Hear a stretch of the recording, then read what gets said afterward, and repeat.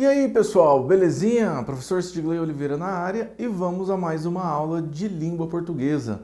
Na aula de hoje, o gênero textual entrevista, gente. Então, no gênero textual entrevista, né, nós já vimos as tipologias textuais desse gênero que ele é vinculado ao meio jornalístico.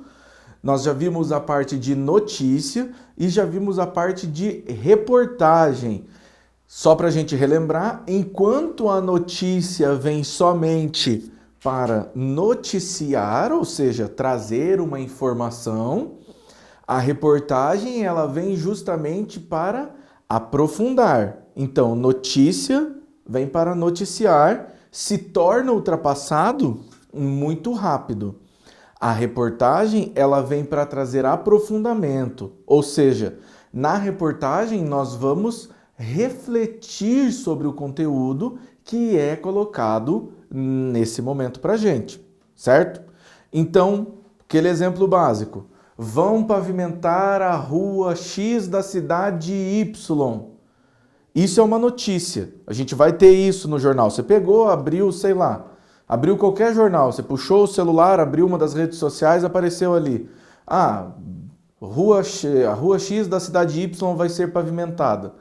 Veja, você já tem tudo o que você precisa. Isso é uma notícia. Depois que essa rua for pavimentada, acabou. Aonde que a reportagem entra sobre essa pavimentação? Vamos supor que houve desvio de verba pública nessa obra. Então, como houve desvio de verba pública, a gente vai começar a ter essa diferenciação. Beleza?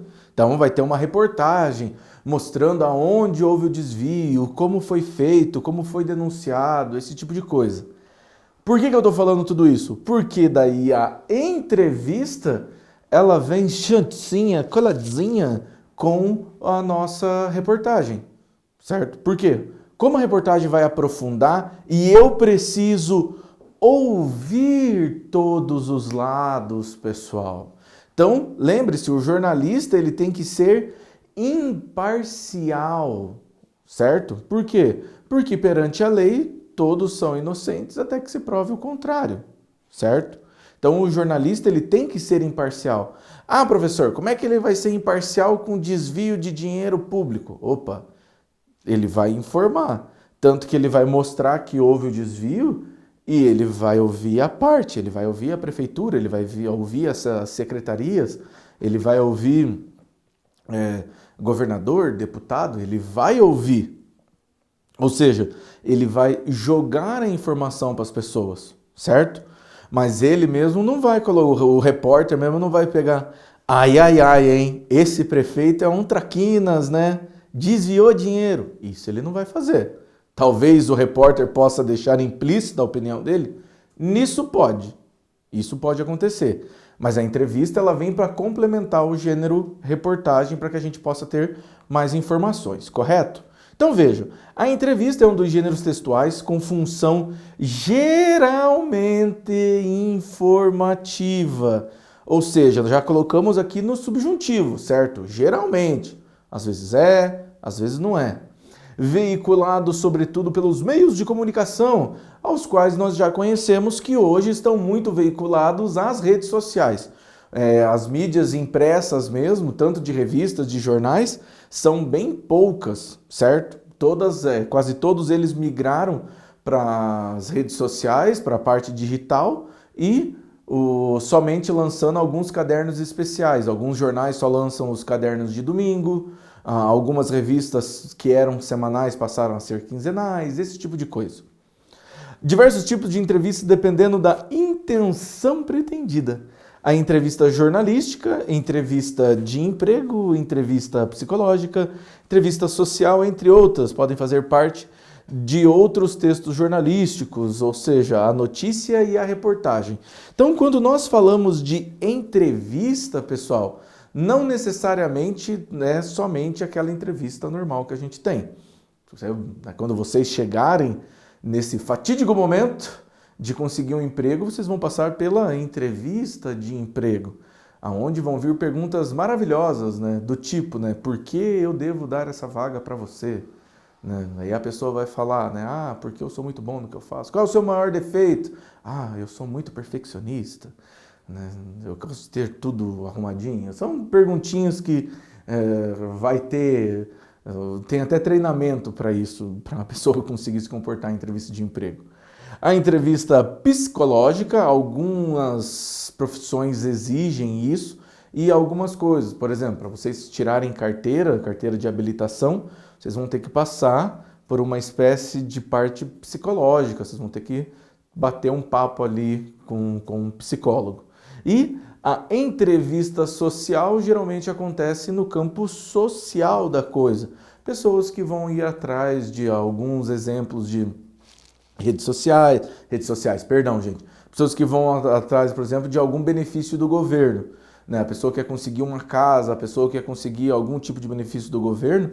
Veja, gente, quando eu falo benefício do governo, não é só Bolsa Família. Às vezes a pessoa pode precisar de um empréstimo para a empresa dele. É uma entrevista social. Por quê? Porque é um crédito que você está abrindo para com o governo. Celton? Um texto marcado pela oralidade, produzido pela interação entre duas pessoas, ou seja, o entrevistador, responsável por fazer a pergunta, e o entrevistado, responsável, né, quem responde as perguntas. Veja, ele não é obrigado a responder perguntas, e ele também pode ser bem vazio nas suas respostas, beleza? A entrevista possui uma função social muito importante, sendo essencial para a difusão do conhecimento, a formação de opinião e o posicionamento crítico da sociedade, uma vez que propõe um debate sobre um determinado tema, um discurso direto é a sua principal característica. Então veja, por que a gente fala para a sociedade? A reportagem ela vai veicular, por exemplo, no que o professor falou no começo da aula. O que é? Desvio de dinheiro público. Tem uma obra, aquela obra era para custar X, a obra custou 4X, 5X. As pessoas vão se questionar, poxa, por que saiu tão caro essa obra? Aí eles vão ir atrás dessa informação, a entrevista vai ir atrás disso. A entrevista pode ser por causa de um crime hediondo, né? Vai vincular ao gênero reportagem, vai agregar informação. Pode ser sobre política, pode ser sobre uma série de coisas que acontecem dentro da cidade. Sempre é para aprofundar o conhecimento. As palavras proferidas pelo entrevistado e o entrevistador são transcritas de maneira fidedigna, ou seja, ipsis lipris, ou seja, letra a letra. Lógico, com algumas expressões que a gente vai ter esse espaço, ó, risos. Teve a fala, entre parênteses, risos. Isso é o quê? Marca de oralidade. Por quê? Nem toda entrevista ela é gravada, certo? Ela vai ser exibida em vídeo. Então, o repórter, quando ele vai fazer a entrevista, ele pode gravar no celular, ele pode ter um próprio gravador. Se for via videoconferência, ele pode ter um programa que vai fazer a gravação. Depois ele transcreve aquilo para passar para a mídia física. Quando eu digo mídia física, gente, é o jornal ou revista, mas na realidade ele está passando para a mídia digital, ele está passando para o escrito, tá? Então, características de uma entrevista: texto informativo ou opinativo, presença do entrevistador entrevistado, chega a ser até bobo isso, linguagem dialógica e oral, ou seja, é a comunicação entre as pessoas. Eu faço perguntas, essa pergunta vai ter uma resposta. Marca do discurso direto e da subjetividade. O que é subjetividade, gente? Subjetividade é você dar aquela enrolada, né? Você vai dar uma descrição, você vai dar exemplos, você está sendo subjetivo na maneira que você está falando. E mescla da linguagem formal com a linguagem informal. Então, por exemplo, não necessariamente a linguagem da pessoa diz sobre a classe social, diz o nível de estudo dessa pessoa, certo? Então, a pessoa ela pode ter muito conhecimento, porém a maneira com que ela se comunica não precisa ser sois vós capazes de entender o que falo? Não, a pessoa não precisa falar como se fosse uma peça shakespeariana. A pessoa pode falar de maneira normal, certo? A estrutura, né, atendendo a estrutura, né, um tema, a gente precisa de um tema que vai fazer com que o nosso texto, né, eu vou falar sobre o quê? Eu vou falar sobre a pavimentação da rua, eu vou falar sobre a enchente que dá aqui. Toda vez que chove, alaga tal lugar. E isso acontece há anos e ninguém faz nada.